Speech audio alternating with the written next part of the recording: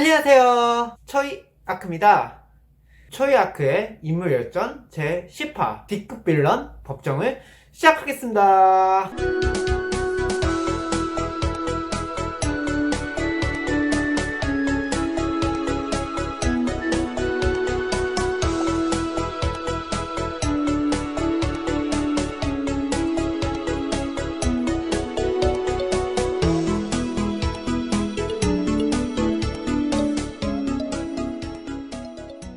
법정 자는 효직이고요.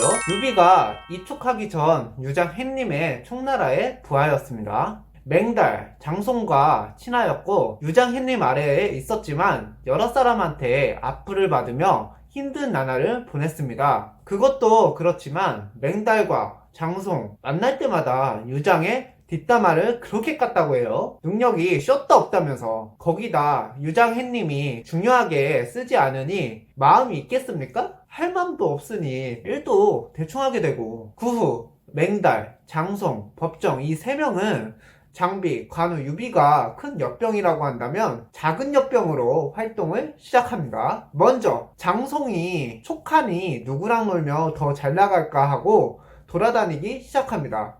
그래서 먼저 조조사장에게 갑니다. 하지만 조조사장은 그때 장송을 업신여겨서 안 만나줬다고 해요. 하지만 그게 아니야. 그때 한참 조조사장은 바빴어요. 후계자 수능도 치러야 했고 그리고 자신도 위왕이 되고 싶어서 밑밭 작업을 한참 깔고 있던 중이었거든요. 그리고 한중을 차지하고 앞으로 촉까지 집어삼킬 생각이었는데 굳이 만날 필요가 있었을까요? 그래서 장무력하며 돌아오던 장송은 가성비 갑이라는 유비행님에게 아주 잠깐 들립니다. 거기서 유비행님은 자신의 계획도 브리핑해주고 없는 살림에 고기 장조림까지 해줘가며 대접을 잘해줍니다. 그거에 감동을 받아 넙죽 총나라 지도를 주게 됩니다. 총나라는요 사방이 산인데 일반 산이 아니고 진짜 한라산이 줄줄이 빽빽입니다. 지도 없이는 움직이기 힘들다고 보시면 돼요. 다시 돌아온 우리 작은 역병 장송은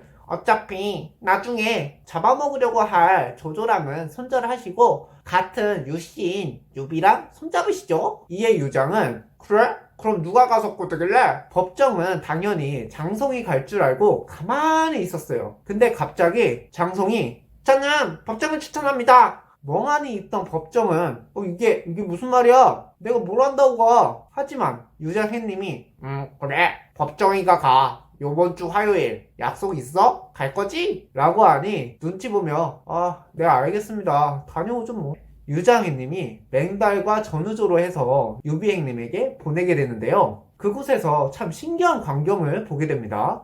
때마침 손사냥을 보게 되는데 손사냥은 여군 수백 명을 칼을 차게 하고 항상 주의를 지키게 하는 게 아니겠습니까? 그래서 유비행님은 자기 집임에도 불구하고 부인 손 한번 만지려 해도 벌벌벌 떨어야 했어요. 그걸 보고 참 쇼 같잖아요. 그래서 법정행님이 유비행님 보고 저기 형씨 그럴 거면 그냥 이혼혀. 이게 무슨 부부여. 주식이 일부러 보낸 듯 싶은데 열받게 하려고 돌려 보내버리죠. 이혼 코디를 해줍니다. 그리고 본론으로 들어가 미리 만들어둔 유비행님의 PPT 발표와 유비 주식회사의 방향성, 포부를 듣고 감명받은 법정은 작은 역병들과 함께 혀를 내두르며 굉장히 좋아합니다. 이후 총나라를 이완용해서 유비에게 넘겨주려고 하는데 이때 한중은 장로가 차지하고 있었는데요. 호시탐탐 장로는 익주를 노리고 있었고 그걸 막고자 유장햇님이 유비행님을 불러들이게 됩니다. 유비행님은 장로를 견제하는 척하며 민심꾼을 빨아먹을 수 있는 대로 빨아먹었습니다. 조조행님 또한 마초를 무찌르고 승상직에서 자진해서 위공으로 승진을 하게 됩니다. 마초는 패배하고 장로에게 의탁을 하게 되는데요. 조조 또한 이제는 눈을 돌려 익주를 차지하려고 합니다. 그러기 위해선 익주를 갈 수 있는 유일한 루트 한중을 차지해야 했고 그곳은 장로의 소유였죠. 이 계획이 산업 스파이한테 유장행님에게 유출이 되었고 너무나 무서운 유장행님은 유비행님을 몸빵을 세우게 됩니다. 이때 장송과 법정은 우리가 도와줄 테니 이 기회를 놓치지 않고 유장을 죽이고 입주를 먹어야 합니다. 역병 스킬 발동되어 유비행님에게 이완용을 하게 됩니다. 하지만 유비행님은 죽이는 건 반대예요. 하지만 입주를 먹는 건 찬성을 하게 됩니다. 솔깃한 제안을 듣고 이제 입주 평정을 나서게 됩니다. 하지만 유비행님은 슬로우 스타터였고 급해지 장성은 끊임없이 유비행님에게 빨리 와서 먹어주세요. 제발 먹어주세요. 러브레터를 계속 쓰게 됩니다.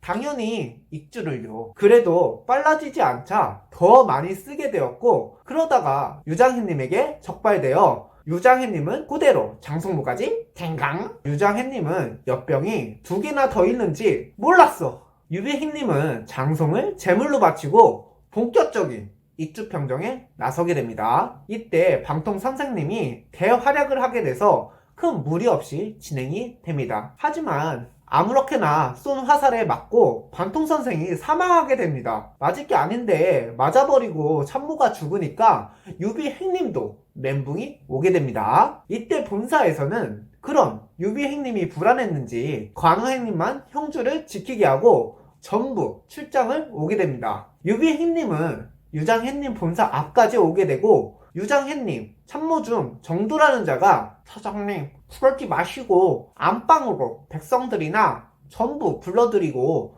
유비군은 치킨 마요도 별로 없어서 현지 조달해야 하니까 안방문 단단히 걸어 잠그고 현지 조달 못하게 먹을 거 다 불태우면 어쩔 수 없이 돌아갈걸요? 건의를 합니다. 이를 법정은 유비행님에게 예언을 합니다. 이런 말이 나올 거라고. 유비행님은 그러면 어떡해? 우리 쇼 때잖아. 이러니 법정은 그치만 걱정하지 마세요. 그 말 안 들을걸요? 법정행님은 유장혜님의 성격을 알았어. 정말로 유장혜님은 이 작전을 쓰지 않습니다. 네, 살다 백성애기들 지키면서 싸운다는 말은 들어봤어도 백성애기들 지들 발로 안방에 오게 해서 보러웃한다는 말은 또 처음 들어보네 하고 그 계책을 무시해버립니다. 이후 치킨마요, 참치마요를 현지 조달해서 별 탈 없이 유장혜님 본사를 포위를 하게 되고 법정혜님은 예정인지 아니면 약 올리는 건지 유장혜님에게 편지를 씁니다. 형님, 제가 퇴사했으니 사장님이라고는 존칭을 안 쓸게요. 다름이 아니라 형님 주위의 모사들 일이 될 줄 몰랐을까? 걔네 너무 믿지 말어. 지들 앞날만 생각하는 것들이니까. 내 예정을 봐서 정말 이 지경이 된 게 마음이 아프네. 그러지 말고 홀대하지 않을 테니까 형님도 여기 와서 같이 회식이나 하시죠. 하지만 유장혜님에게는 답장이 오지 않습니다. 님들 같으면 하겠어요? 이때 허정이라는 장수는 성벽까지 파쿠르 하면서 유비행님한테 항복하려고 합니다. 유비행님은 그걸 보고 겁내 꼴배기 싫어서 사원으로도 안 쓰려고 합니다. 하지만 허정이라는 자는 명성이 좀 자자했고 법정은 유비행님에게 저 쉐기 좀 모자라고 쪼다 같은데 그래도 왠지 모르게 명성은 좀 있으니까 명성만 좀 빨아먹죠? 충원을 해줍니다. 유장혜님 본사와 전쟁 중 장로에 있던 마초는 이간책에 걸려 어쩔 수 없이 유비행님에게 항복을 하고 이직을 하게 됩니다. 그리고 한중의 주인 장로도 조조사장에게 항복을 하게 되고 이 기세로 유비행님까지 치자는 사마이의 말을 무시하고 뭐가 급했는지 하위원을 도독으로 삼고 장학과 같이 전우조로 한중에 남기고 조조사장님 자신은 본사로 다시 돌아가게 됩니다. 이에 어쩔 수 없이 유장혜님도 유비행님에게 항복을 하게 되고 그렇게 익주는 방통선생 희생과 법정의 계획으로 무탈하게 유비행님이 먹게 됩니다. 맞다. 엿병1 장송도 희생도 있었고요. 엿병 2, 3 맹달과 법정은 유비행님 회사에 입사하게 되고 법정은 당번에 팀장 자리까지 올라가며 아주 중하게 쓰입니다. 익주가 평정되고 송산양도 송건의 편지를 받고 오나라로 돌아가게 됩니다. 법정은 이혼 코디를 해준 걸 뿌듯하게 여겨요. 그리고 법정은 예전에 자신한테 앞을 달던 애들을 1명, 2명 찾아가서 묻지마 법정도 해줍니다. 물론 공식적 사형으로요. 하지만 자신에게 잘해준 것까지 기억해서 은혜 갚기도 합니다. 진짜 쌓인 게 많았나봐요. 어떤 자는 제갈량에게 법정이 너무 무서워요. 자기 맘대로 썰고 다니는데 저건 좀 아니지 않나요? 유비 사장님에게 말해서 좀 제재 좀 가하시죠? 너무 나대는데. 이에 제갈량 왈, 유비 사장님은 떠돌아다닐 때 조조한테 죽을까봐, 그리고 부인이라고 있는 손사냥 손 한번 잡으려면 목숨을 걸어야 했죠. 송건도 맨날 형주 달라고 닥달하고, 그런데 법정이 이혼 코디도 해주고 입주를 평정해서 모든 게 해결되게 했는데 그걸 어찌 말립니까?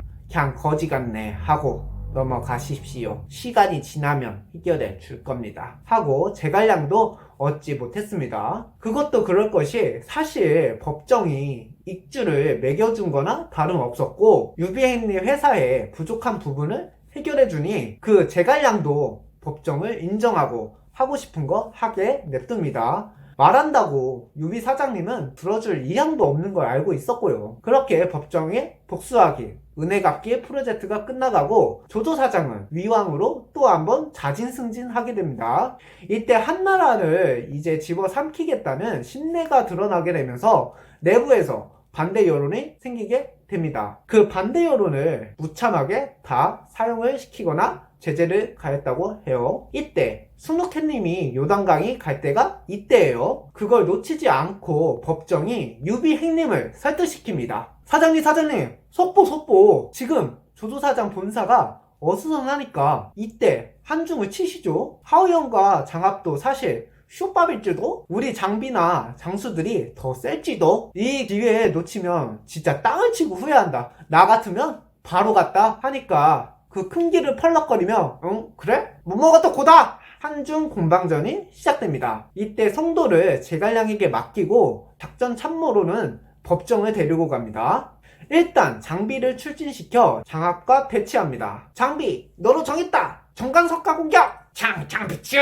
그렇게 50일간 전투 끝에 장비가 대승으로 끝나게 됩니다. 개막전을 승리를 하게 되고 이제 본격적 공방전이 시작되는데 유비군의 본대는 위나라의 에이스 실세인 장합이 맡게 합니다. 그래도 잘 싸웠어요. 잘 막아내는 장합. 하지만 화군까지 동원하며 전례 없는 화력을 뿜어냈고 이내 불리해지며 구원 요청을 하게 됩니다. 하우연은 자신의 병사를 장합에게 더 보냅니다. 하지만 이건 법정의 의도한 대로였고 산 언덕을 먹고 있던 한충이 하우연 본대 가운데를 내리꽂아 치명상을 입히게 되었고 이 전투로 도독인 하우연이 죽고 맙니다. 유비행님이 이때부터 산에 올라가는 걸 좋아하게 됐나봐요. 지휘 체계를 처음부터 무너뜨리려던 법정의 계책이 성공하였고 장합은 최선을 다해 수습을 하고 퇴각을 합니다. 이때 유비행님이 엄청 아쉬워합니다. 실세를 죽여야 하는데. 사실 이전 조조사장이 한중을 먹을 때도 실질적으로 두 발로 뛰면서 평정을 하고 싸운 게 장합이었거든요. 그걸 알고 유비행님은 장합을 높게 평가한 것 같아요. 조조사장은 하우연이 요단강 건넜다는 비보를 듣게 되고 화들짝 놀랍니다. 그 정도일 줄은 몰랐던 것 같아요. 그래도 맞긴 하겠지 하고 속단한 것 같습니다. 이제 불이 나게 조조사장이 직접 본대를 끌고 나서게 됩니다. 유비 사장님은 무서울 게 없었어요. 조조 사장이 온다 해도 안 무서워. 이미 유리한 고지는 다 먹었으니까 지키면서 싸우면 졸라 쉽게 이기지. 낙승이야 낙승. 그렇게 조조 사장 본대와 유비 사장 본대와 싸우게 되는데 막상 싸우고 보니 조조 사장님네가 강했습니다. 불리하게 진행되던 중 법정 포함해서 후퇴하자고 말을 합니다. 하지만 여기서 유비행님의 똥꼬집이 펼쳐지고 현 상황을 망각하고 끝까지 싸우려고 합니다. 이때 법정이 안 되겠는지 화살이 비오듯이 쏟아지는 곳에 유비 앞으로 나아갑니다. 이때 입주를 평정하던 중 아깝게 잃은 방통 트라우마가 발현되었고 법정이 아이 왜 그래? 알겠어 가자 퇴각하자 하고 후퇴를 합니다. 이걸 보면 얼만큼 치열했는지 알 수 있습니다. 유비가 지휘하는 본대 앞까지 화살이 날아들 정도였으니 이후 유비 행님이 산을 먹고 우주기방을 펼칩니다. 그래도 기방만 펼친 게 아니라 양자인 유봉을 출전시켜 기습하고 했나봐요. 조조 사장님이 그걸 보고 저 새끼 가짜 아들을 내보내? 줄 수 없지. 나도 가짜 아들 내보내. 조창 너로 정했다. 양자 조창을 내보냅니다. 가짜 아들 대전도 할 정도로 치열하게 싸우는 중 이미 도도까지 이른 조조군은 우주기방을 펼치는 유비군과 대치가 길어지면 길어질수록 장악력이 떨어졌고 멀리 원종원 탓에 지친 병사들은 점차 도만병이 늘어났습니다. 그렇게 조조 사장님에겐 불리하게 진행되었고 조조 사장님은 끝내 퇴각하게 됩니다. 그 퇴각 전에 양수 쓰레님이 계륵 싫다고 반찬 투정하다가 퇴각 제물로 바쳐지는 상황이 일어나죠. 이게 조조 사장님이 직접 지휘하며 땅까지 잃어가면서 퇴각한 처음이자 마지막 전투입니다. 사실 이 전투만 이겼다면 삼국통일이 손쉬울 정도로 아주 중요한 전투였습니다. 이 전투 패배로 삼국통일의 꿈을 접었다고 평가한 사람도 매우 많아요. 그리고 이 중요한 전투는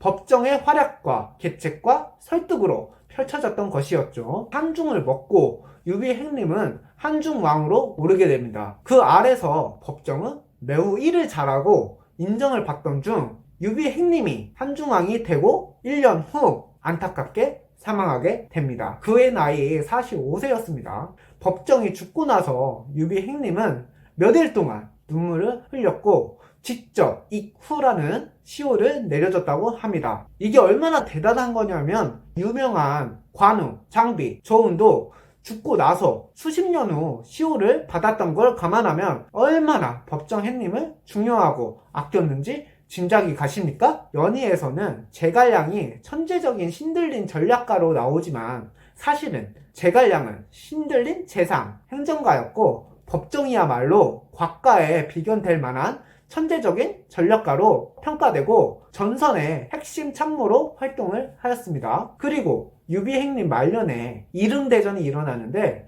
유비 행님이 똥꼬집으로 산 꼭대기에 진을 치다가 육손에게 삼겹살 구워지듯이 화공을 받고 대패를 하게 되는데 이때 제갈량이 한탄하며 법정이 있었더라면 저런 옌병할 개지랄을 안 했을 텐데 유비 행님을 돌려갑니다. 물론 뒤에서요. 이처럼 생전에 아주 중요한 유비 행님의 이촉과 항중 공방전을 이끌며 촉한의 전성기를 만듭니다. 여기서 교훈, 키보드 워리어가 돼서 악플 같은 악행을 오지게 하다 보면 땅을 치고 후회할 만큼 배로 돌아올지 모른다.